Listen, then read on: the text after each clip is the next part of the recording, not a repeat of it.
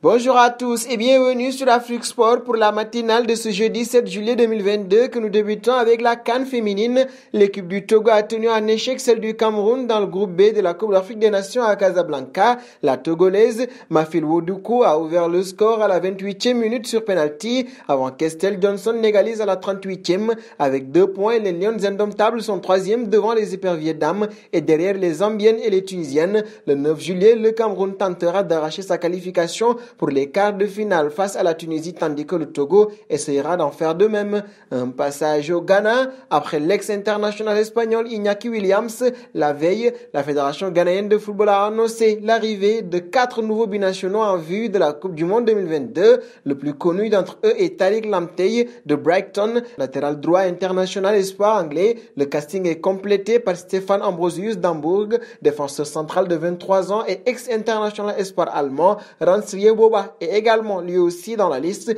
Il est attaquant de 21 ans et lui aussi est ex-international espoir allemand. Et Patrick Pfeffer, défenseur central de 22 ans, est passé par les U18 et U19 allemands. Parlons du dossier Kalidou Koulibaly. D'après les informations de Sky Sport, le directeur sportif de la Juventus et Fali Ramadani, l'agent du Sénégalais, se sont rencontrés. Les Bianconeri verraient en Kalidou Koulibaly un potentiel successeur de Mathis de Ligt, annoncé au Bayern de Munich et à Chelsea. Nicolo Chira annonce même que le natif de Saint-Dié-des-Vosges est la priorité du club turinois qui lui aurait offert un contrat de 3 ans avec un salaire annuel de 7 millions d'euros. Toutefois, même en cas d'accord trouvé avec le joueur, restera à convaincre Naples et son président Aurelio De Laurentiis qui, malgré la situation contractuelle de son poulain, ne devrait faire aucun cadeau à la vieille dame. Et nous passons au Paris Saint-Germain. Il y a quelques années, le PSG avait tenté de trouver un ou plusieurs clubs satellites afin de pouvoir prêter ses jeunes joueurs les plus prometteurs pour qu'ils emmagasinent du temps de jeu et de l'expérience, chose qu'ils ne sont pas sûrs d'avoir dans un premier temps dans leur club formateur. À l'époque,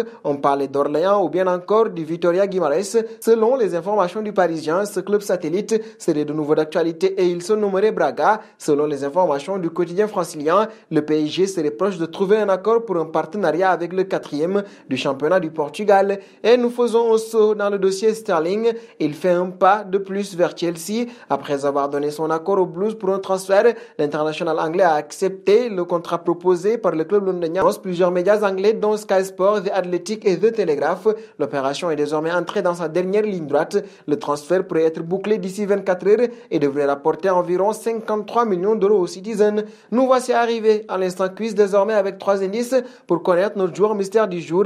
Le premier indice, je suis un jeune attaquant de 19 ans évoluant en Liga. Deuxième indice, je n'ai joué que pour un seul club en professionnel. Troisième indice, je partage ce club avec mon frère aîné. Qui suis-je? Vos réponses seront attendues en commentaire et nos félicitations à tous ceux qui ont répondu Steve Mananda lors de la matinale de ce mercredi. C'était le joueur à trouver puisqu'il est un joueur de Ligue 1 âgé de 37 ans qui a évolué dans 3 clubs différents dont Crystal Palace et qui s'est engagé avec Rennes. Nous allons terminer avec CR7. Cristiano Ronaldo a entamé un bras de fer pour quitter Manchester United lors du mercato estival. Un an après son retour chez les Red Devils, CR7 n'a pas réussi à qualifier son équipe pour la Ligue des Champions malgré des bonnes prestations sur le plan individuel. Le quintuple Ballon d'Or a même séché de nouveau l'entraînement avec son club. Associé à plusieurs clubs depuis quelques jours, l'attaquant portugais voit une porte de sortie se refermer. Le directeur du Bayern de Munich, Oliver Kahn, s'est exprimé sur une éventuelle arrivée de CR7. Même si j'apprécie Cristiano Ronaldo comme l'un des plus grands joueurs, un geste ne rentrerait pas dans notre philosophie, a-t-il confié. Pour le Bayern de Munich, c'est donc non. Et nous arrivons au terme de cette matinale que nous bouclons avec la question du jour. Le Bayern fait-il une erreur en laissant filer CR7? Vos réponses seront attendues en commentaire. En attendant, n'hésitez pas à vous abonner sur Afrique Sport pour ne rien manquer des informations autour du football.